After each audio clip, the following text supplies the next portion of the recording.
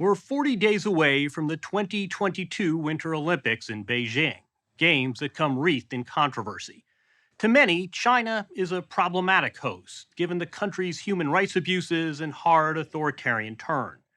One of the loudest voices condemning China is not a voice at all, but rather a hand.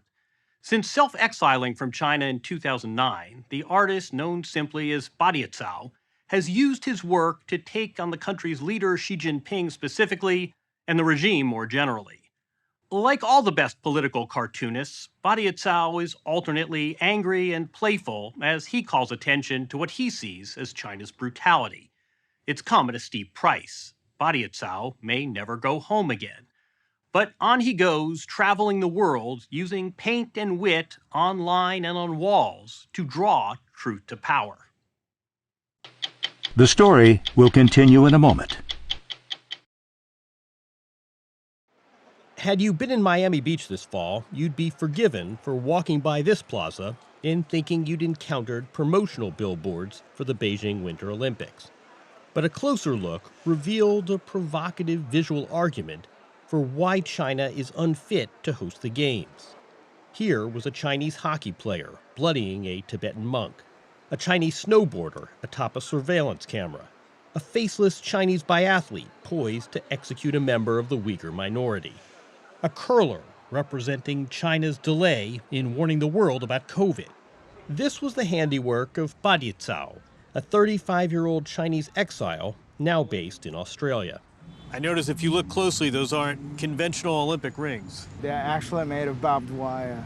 That's exactly how China is going to use Olympics, not as a celebration for humanity, but actually use it as a platform to promoting its propaganda, which is fundamentally cracking down on people's basic rights. Badiucao had come to South Florida to accept the Human Rights Foundation's Václav Havel Prize for Creative Dissent. What do you see as the purpose of your art? I sometimes just imagine I'm this kid who's holding a big rock and just throw the rock into the lake so that we see all the splash, we see the change. You throw your rock in this lake, see the splash, see where the ripples ripple. Exactly. China does not tolerate ripples. Inside China, there are strict laws forbidding mocking and questioning leaders of the Communist Party, known as the CCP. Even outside China, dissent does not go over well. Do you feel in danger? Do you feel unsafe? Well, this is actually my daily routine, that I would receive death threats in a daily basis online, on my social media, Twitter, Instagram, direct message. Badiucao knows that as an artist poking the Chinese regime, he risks retaliation, both against himself and his family back in China. For years, he hid behind a mask in public, working incognito, guerrilla style, both in Australia and any time he traveled. He adopted a pseudonym, Badiucao, a name that, purposely, he says, has no meaning. How many people know your real name? If you know I'm Badiucao, then you don't know my real name. And if you know my real name, then you don't know I'm Badiucao. When the Chinese figured out his real identity 3 years ago, Badiucao initially went underground. But he took off his mask and has continued hurling darts at the regime. In this recent cartoon, tennis star Peng Shuai confronts the reality of accusing a former vice premier of sexual assault. I want to be an inspiring figure. I want my art to helping others, to collecting courage and join me. But if I giving up this, then what does it say to the rest of them? What is the relationship between your popularity and your security? I do think it has a very close relationship. So almost the more popular you get, you're buying yourself an extra layer of security. Yeah, and that's the only way that you can do it. Maybe so, but being popular also means his work has been scrubbed by censors inside China. What is it about your work that drives this regime crazy? I guess it's this attitude that I don't care about how serious you are, how dangerous you are. I'm just gonna be myself. I am an individual. I'm not controlled by any authority, certainly not CCP. That scares them because all they want is total control. It sounds like you know exactly what buttons to push. What levers to pull on that's going to tweak them? I guess it's not me finding the button, it's them offering the button to me. One example among many. An internet meme surfaced comparing Xi Jinping and Barack Obama to Winnie the Pooh and Tigger. No big deal, right? China censored any mention or image linking Xi to Pooh. To Badiucao, this was irresistible. He created a series of cartoons, poking fun at Xi's hardline stance against an animated Disney character. What was it about Winnie the Pooh? Why was that so effective? Because Winnie the Pooh is so loved by the public, it's so recognized. And when it's combined with Xi Jinping's image, then you have people ask questions. Why do you want to delete that yellow bear? You recognize the absurdity of this towering superpower being so offended by a benign yellow bear. Exactly. If you are in a democratic society, I think politicians will be thrilled if they can compare with Winnie the Pooh instead of some evil character. But we're talking about China. When Xi was re-elected by China's parliament, the margin was 2,970 votes to 0.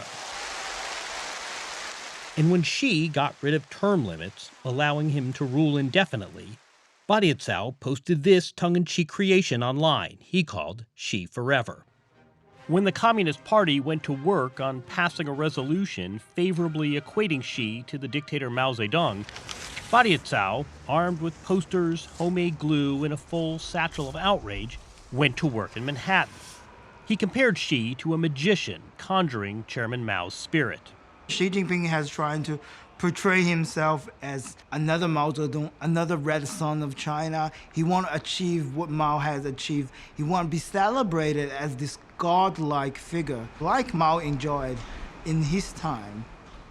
It was by accident that Badiucao became a leading critic of the Chinese Communist Party. In 2007, he was a law student in his hometown of Shanghai, watching a film online when the movie abruptly switched to footage someone had secretly embedded, depicting the 1989 student protests in Tiananmen Square. And that is actually the very first time I know this exists. So wait, so you're in law school? You're in your 20s? I am. And the first time you're hearing about the Tiananmen Square massacre, it was worldwide news, and the first time you're hearing about it is when randomly it's in a documentary you happen to see? Yeah. Thanks to some, clever dissident who made this happen. Your parents hadn't told you about this? Never. Teachers? Never. Discovering the truth about Tiananmen Square made Badiucao want to leave China. It wasn't just what had happened, it was how easily the history was erased. In 2009, he resettled to Australia, gave up law, and started drawing, despite no formal training. He eventually branched out, traveling and performing street art to highlight China's repression. In these scenes from the Australian documentary China's Artful Dissident, Badiucao, still masked, posed in front of Berlin's Brandenburg Gate. He was honoring one of the most taboo subjects in China, Tank Man, the nameless pro-democracy protester who stood in front of the Chinese military in 1989. Tank Man is the ghost haunting CCP the most. What does Tank Man represent? It shows that any ordinary people or person could have the courage to stand in front of the most powerful object. I know the image of Tank Man is always near you. Before the 25th anniversary of Tiananmen Massacre, I just want something on my right arm, the arm that I used to draw, as a reminder that this ordinary Chinese guy who just collected all the courage in the world and pushed himself in front of a tank is fearless. While in the U.S., Badiucao connected with students who marched for democracy in Tiananmen Square. They're now middle-aged, exiled, and still bear scars. Fang Zheng lost his legs to a tank during the massacre. Zhou Fengsuo was among the first to enter Tiananmen Square and one of the last to leave.